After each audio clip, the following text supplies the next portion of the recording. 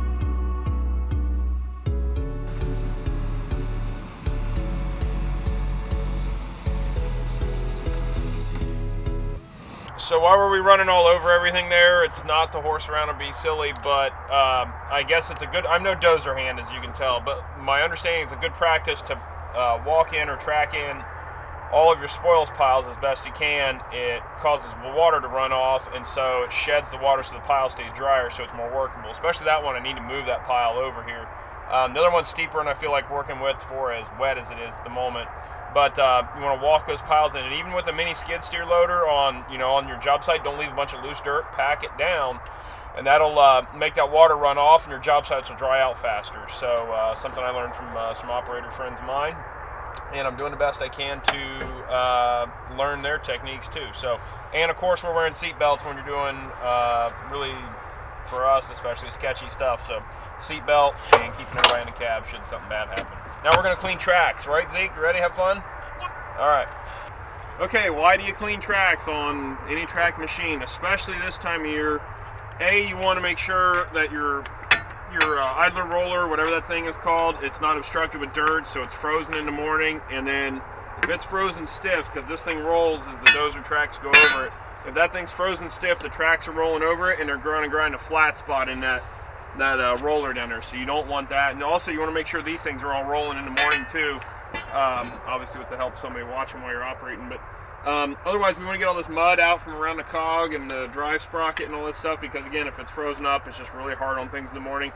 This thing will push through it about no matter what. But our skid steer loader, it's really important to get this stuff out of here, which we will, but to get around this this drive gear again really well cleaned out, because this thing will be immovable in the morning if it freezes. So we want to make sure we get in there real heavy. I've been soaking it with an environmentally safe antifreeze, and that seems to be doing really well, keeping the mud from totally seizing up. So more to come on that, if that actually works or not, but we'll get in there and really get that cleaned out and make sure it's good to go for the night so it's operable in the morning. And yes, there are track shovels for this, I know. This spud bar seems to work great for getting back in here. How's your little shovel work, Ziggy? Watch your fingers, keep your fingers up.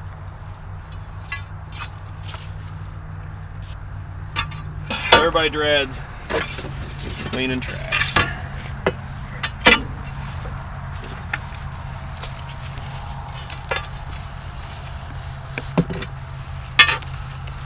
But you gotta do it. These undercarriages are like $10,000 to redo just on all the bearings and junk, so you gotta take care of it, get as much mileage out of them as you can, or hours, whatever.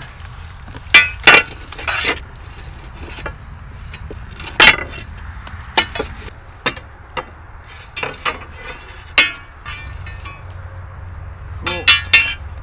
How's it going, Ziggy?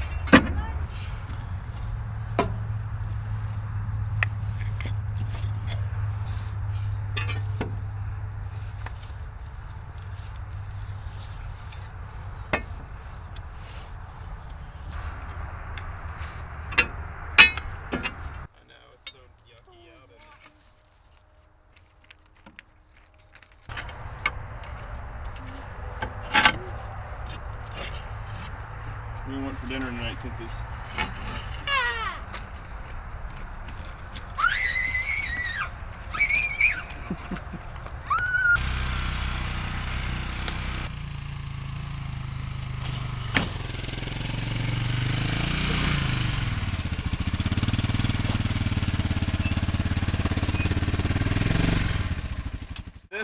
This Polaris Ranger utility vehicle, Britt and I bought this at an auction a couple of summers ago at least, and I'm gonna get you, Zeke.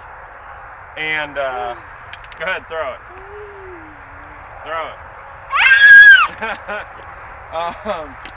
Bought it at an auction a couple years ago, and we were going to, it was down in South Carolina. My father-in-law went down and got it. He's retired and just wanted to, I guess. It's crazy. But actually, his neighbor went down, picked it up for us. And my intention was going to flip it. I was going to sell it and make $500 or $1,000 on it, whatever. And then it got to where it was hanging around the house a little bit, and everybody told me, you're going to end up keeping it. You're going to end up keeping it. No, I got a four-wheeler. I'm good. I got to sell it, just keep my word, and I don't have the money to keep an extra thing like this around. And so I was going to sell it, and then my in-laws bought it from us because they've got land down Southern Ohio and all that kind of stuff. And then here I am using it. But these things are so handy. I couldn't get rid of this thing if I had to. I'd have to buy it back or whatever, because obviously for site work like this, I'm running back and forth and zipping things around. And it's a little easier now that the truck is up here. When the truck had to stay at the road and run out there to grab stuff or tools or run around with laser and pumps and all that stuff, these things are incredibly handy. Most of you folks probably know that, but I can't say enough about this thing. I'd probably get rid of my four-wheeler to keep this thing. We drive it on the road a lot, just cruising around a couple developments near us in the evenings in the summer, and so I can't get myself to put new tires on it because we're just grinding the rubber off of it anyways, driving down the road. But otherwise, yeah, I love this thing. So, Ranger utility vehicle for the win. So costs are out of control. We wouldn't need this extravagant of a building if we didn't have the intentions for it that we had. So defining your intentions of what you need your facility for, I think, are a big deal. We need our place to look pretty professional and pretty clean, and the interior of the offices need to be pretty nice because of what our future plans are for with it. With the Hardscape Academy, for example, we have a conference room that we want to use to host if people are visiting from, let's say our friends at Green Foundry need a room in the Midwest to summon their salespeople to, or Site One, any of the brand, Perma Edge, whoever we work with, and they need a conference room. We'll have a media room and media room for podcasting and audio and but video. We had to make everything make it to where we could shoot good training videos in there, because then we'll actually be able to shoot training videos all winter long. Yep. When you get this place up, folks, you wait till you see all the training videos we put together on everything. It's going to be amazing.